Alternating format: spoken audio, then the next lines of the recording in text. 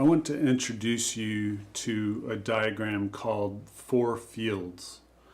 And this is taught by a lot of people, and I find that it is a helpful tool, but normally I don't introduce it to people very early in the training process or the coaching process. And the reason for that is that it starts to deal more with strategy issues. And I find that for most people, strategy issues can be a distraction. For most people, they need to master the tactics, the grassroots approaches before they start addressing the big picture approaches.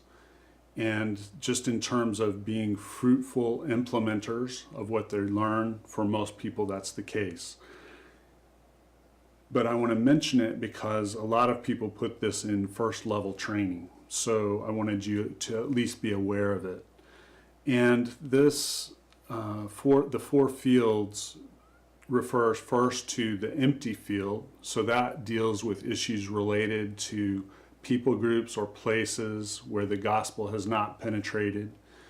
The second field is the seated field. That's aspects related to evangelism. The third field is the growing field. So that's aspects related to maturing people.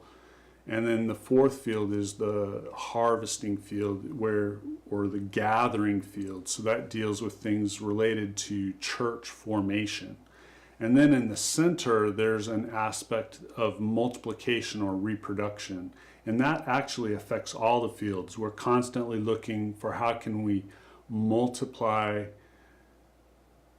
people or places where the gospel is newly being made available, multiply the evangelism, the disciple making, the gathering or the harvesting. We're wanting to multiply all of these. And we just talked about how important it is to not think in a linear sequential fashion.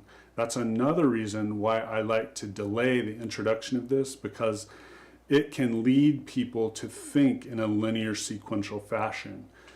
The fact of the matter is we don't want these necessarily taking place in order. We just want to see that all of these aspects are being addressed. So that's something to be aware of. This tool, I find it to be helpful for planning, for reporting, for accountability, for coaching. And when I train people how to use it, we will use it and apply it in all of those different aspects of the work. So it's a helpful rubric, but one that I find can be distracting before people get the basics down. So that's the 4 fields.